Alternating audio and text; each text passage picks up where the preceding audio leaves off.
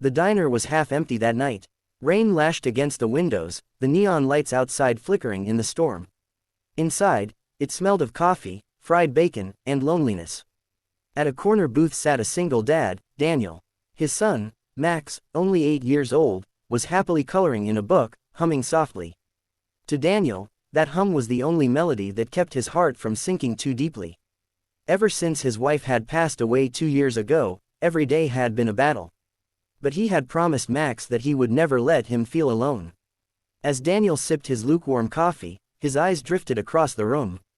That's when he saw her.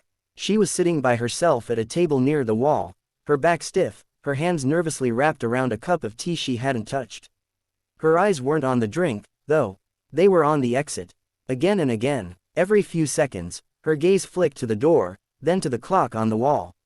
Her lips trembled as though she wanted to speak but couldn't. Her fingers shook each time the door opened.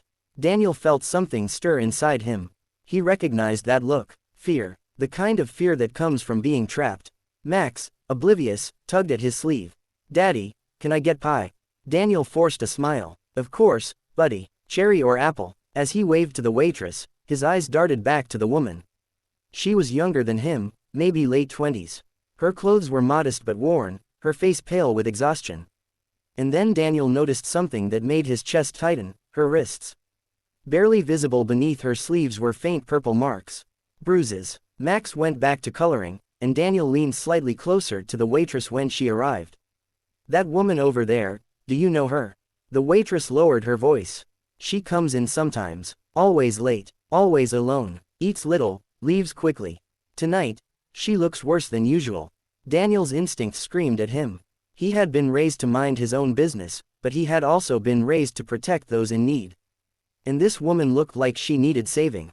Minutes passed. Daniel watched as she suddenly flinched when headlights swept across the diner's window. Her tea spilled slightly as her hands trembled. She looked at the exit again, this time, her eyes filled with tears. Daniel couldn't hold back. He slid out of his booth and gently approached her table. "Excuse me," he said softly. She jumped, clutching her cup. I'm sorry, I'll leave." No, Daniel reassured her quickly, raising his hands. "I didn't mean to scare you. I couldn't help but notice you keep looking at the door." "Are you waiting for someone?" Her lips trembled. For a moment, he thought she would ignore him. But then, in the faintest whisper, she said, "I'm waiting to see if he finds me." Daniel's stomach dropped. He didn't need to ask who he was. She glanced at Max, who was still smiling at his coloring book, completely unaware. Her voice cracked as she whispered again, "I need to leave before he does." The bruises, the fear, the way she clutched her bag like it was her only lifeline. Daniel knew. She wasn't just scared, she was running. Daniel sat across from her slowly, lowering his voice. "Listen, I don't know what you've been through. But I can tell you this, you don't have to face it alone tonight. If you need to leave, I'll help you." Tears filled her eyes. "Why would you help me? You don't even know me." Daniel thought of Max, of the promises he made to his son, that they would always help those in need, because that's what his late wife had wanted. "Because someone once saved me when I couldn't save myself," he said quietly. "Now, it's my turn." Just then, the diner door creaked open. A tall, heavy-set man stepped in. His eyes scanned the room like a predator. The woman froze, her knuckles white against the cup. Daniel immediately reached across the table, taking her hand. He looked her straight in the eyes. "Follow my lead. Don't look at him. You're with me." He stood, gently pulling her with him. He called out, loud enough for the man to hear, "Come on, honey, Max is waiting for us." The woman's eyes widened, but she nodded faintly. Max looked up, confused, but Daniel gave him a reassuring wink. He placed his arm protectively around her shoulders and guided her toward the exit. The man at the door stiffened, his eyes narrowing. Daniel met his glare head-on, his expression firm and unyielding. Years of grief, pain, and fatherhood had carved a quiet strength in him. He wasn't going to back down. The man sneered but didn't move. Maybe it was Daniel's size, maybe it was the way he carried himself, or maybe it was the look in his eyes that said, "Don't you dare." Daniel opened the door, shielding her from the storm as they stepped into the rain.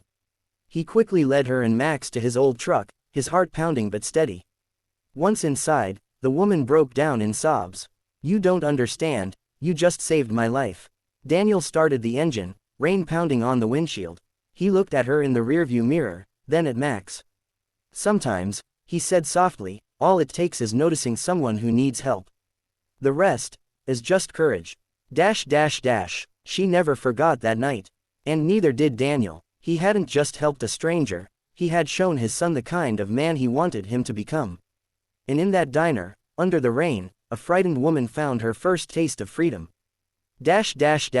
Sparkle's closure. If this story touched your heart, remember, small acts of kindness can change someone's world. Don't forget to like, share, and subscribe for more stories that bring hope and humanity back to life.